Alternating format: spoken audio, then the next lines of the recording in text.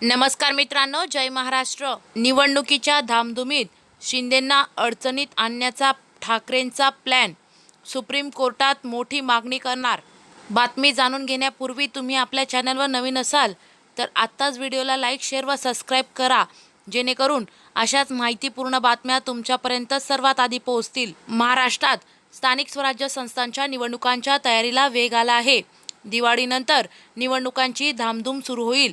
जिल्हा परिषद, नगरपालिका, महापालिकांच्या निवडणुका टप्प्याटप्प्याने घेतल्या जाणार आहेत।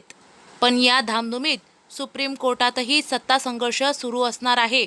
उद्धव ठाकरे हे आता एकनाथ शिंदे यांना मोठ्या अडचणीत आणण्याच्या बेतात आहे। शिवसेना पक्ष व चिन्हाबाबत भारतीय निवडणूक आयोगाने दिलेल्या निर्णयाला उद्धव ठाकरेंनी सुप्रीम कोर्टात आव्हान दिले आहे।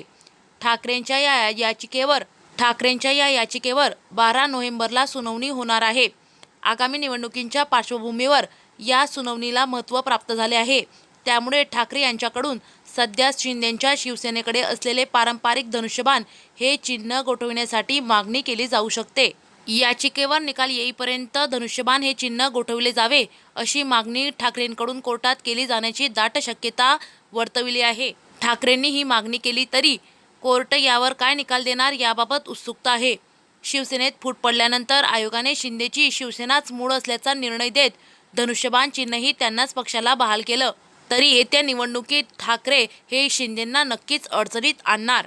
उद्धव ठाकरेंनी शिंदे आणि मुख्यमंत्री देवेंद्र फडणवीस यांच्या हातून सत्ता खेचून आणण्यासाठी मोठी कंबर कसली आहे। या निवडणुकीत राज ठाकरेंना सोबत घेण्यासाठी उद्धव ठाकरेंकडून रणनीती आखली जात आहे। युतीच्या चर्चा सुरू असून निवडणुकीच्या तोंडावर याबाबत घोषणाही